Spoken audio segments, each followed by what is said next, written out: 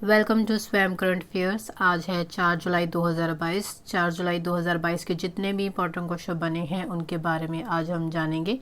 तो चलिए शुरू करते हैं। हमारा पहला क्वेश्चन, डिजिटल इंडिया वीक 2022 का उद्घाटन कहाँ पर किया जा रहा है? तो ये किया जा रहा है गुजरात में, यानी ऑप्शन नंबर डी हमारा सही हो जाएगा। प्रधानमंत्री नरेंद्र मोदी आज गुजरात के गांधीनगर में डिजिटल इंडिया वीक 2022 का उद्घाटन करेंगे। कार्यक्रम के दौरान वह प्रौद्योगिकी की पहुंच बढ़ाने, जीवन को आसान बनाने के लिए सेवा वितरण को सुव्यवस्थित करने और स्टार्टअप को बढ़ावा देने के उद्देश्य से कई डिजिटल पहल शुरू करेंगे। डिजिटल इंडिया वीक की थीम है कैटलाइजिंग न्यू इंडियाज टेकेड है। देख लेते हैं हमारा नेक्स्ट क्वेश्चन। हमारा नेक्स्ट क्वेश्चन है, गृह मंत्रालय ने विदेशी अभिदाय विनिमय अधिनियम के तहत विदेश में रहने वाले रिश्तेदारों को कितनी राशि भारत भेजने की अनुमति दी है? तो वह दी गई है 10 लाख, यानी ऑप्शन नंबर बी हमारा सही हो जाएगा। गृह मंत्रालय ने विदेशी अभिदाय विनिमय अधिनियम में संशोधन किया है और संशोधित अधिनियम के तहत विदेश में रहने वाले रिश्तेदारों को अधिक राशि भारत भेजने की अनुमति और कुछ अन्य रियायतें दी गई हैं। अब सरकार को सूचना दिए बिना 10 लाख रुपए तक की राशि संबंधियों द्वारा भेजी जा सकेगी। यदि इससे अधिक राशि भेजी जानी है तो सरकार को 3 महीने पहले इसकी सूचना देनी होगी। पहले ये अवधि 30 दिन की थी। संशोधित नियम के अनुसार संगठनों को पंजीकरण या पूर्व अनुमति श्रेणी के तहत प्राप्त राशि के उपयोग के लिए बैंक खाते खोलने के बारे में सरकार को सूचना देने के लिए भी अधिक समय दिया गया है। विदेशी धन प्राप्त करने वाले संगठनों या व्यक्तियों को प्रत्येक तिमाही अधिकारित वेबसाइट पर इसकी जानकारी देने वाला प्रावधान भी हटा लिया गया है। देख लेते हैं हमारा नेक्स्ट क्वेश्चन। हमारा नेक्स्ट क्वेश्चन है, जुलाई 2022 में NRI world summit 2022 United kingdom में श्रोमणी पुरस्कार किसे मिला है?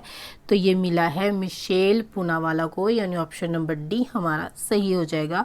मिशेल पूनावाला को जुलाई 2022 में NRI world summit 2022 United kingdom में जो हो रही थी में श्रोमणी पुरस्कार मिला है। उन्हें कला के क्षेत्र में उनके योगदान के लिए इसमें सम्मानित किया गया है। हमारा नेक्स्ट क्वेश्चन है, किस खिलाड़ी ने महिलाओं के 3000 मीटर में नया राष्ट्रीय रिकॉर्ड स्थापित किया है? तो ये राष्ट्रीय रिकॉर्ड स्थापित किया गया है पारुल चौधरी के द्वारा, यानी ऑप्शन नंबर सी हमारा सही हो जाएगा। पारुल चौधरी ने लॉस एंजलिस में यूए सनसेट टूर में 6 साल पुराना राष्ट्रीय रिकॉर्ड तोड़ने और महिलाओं के 3000 मीटर में एक रिकॉर्ड समय के साथ नया राष्ट्रीय रिकॉर्ड स्थापित किया है। हमारा नेक्स्ट क्वेश्चन है, अंतर्राष्ट्रीय प्लास्टिक बैग मुक्त दिवस पूरे विश्व में कब मनाया जाता है? तो ये मनाया जाता है 3 जुलाई को, यानी ऑप्शन नंबर बी हमारा सही हो जाएगा। 3 जुलाई को विश्व भर में अंतर्राष्ट्रीय प्लास्टिक बैग मुक्त दिवस मनाया जाता है, जिसका उद्देश्य प्लास्टिक बैग के उपयोग को खत्म करना है।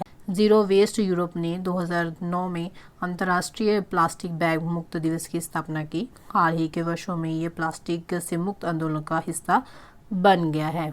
हमारा नेक्स्ट क्वेश्चन है, प्रधानमंत्री नरेंद्र मोदी ने हाल ही में किस शहर में बॉश इंडिया के स्मार्ट परिसर का उद्घाटन किया है? तो ये उद्घाटन किया गया है बेंगलुरु में, यानी ऑप्शन नंबर डी हमारा सही हो जाएगा।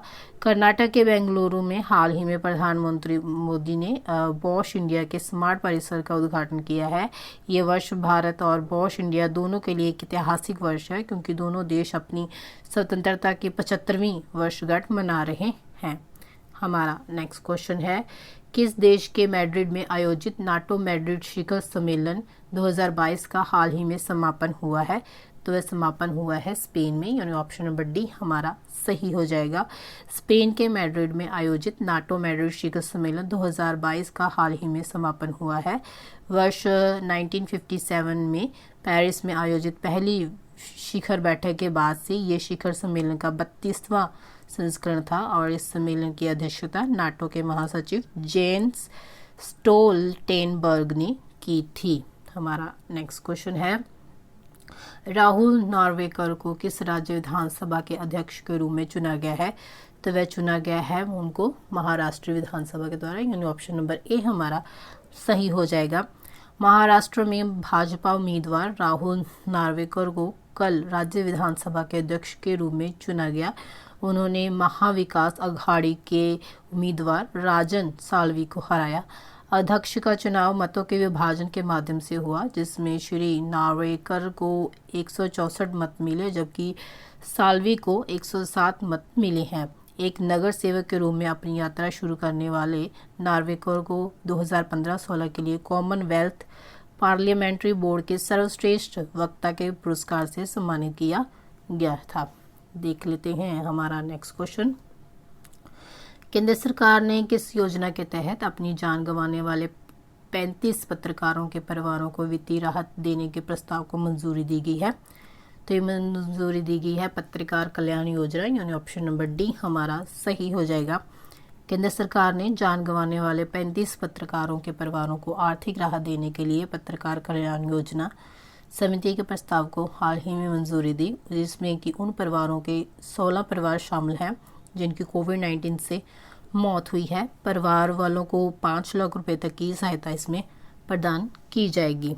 हमारा नेक्स्ट क्वेश्चन है, हाल ही में भारतीय प्रतिस्पर्धा आयोग CCI ने भारतीय एयरटेल में किसकी अल्पमत हिस्सेदारी के प्रस्ताव अधिग्रहण को मंजूरी दी है? तो ये मंजूरी दी गई है गूगल के द्वारा, यानी ऑप्शन नंबर सी हमारा सही हो जाएगा।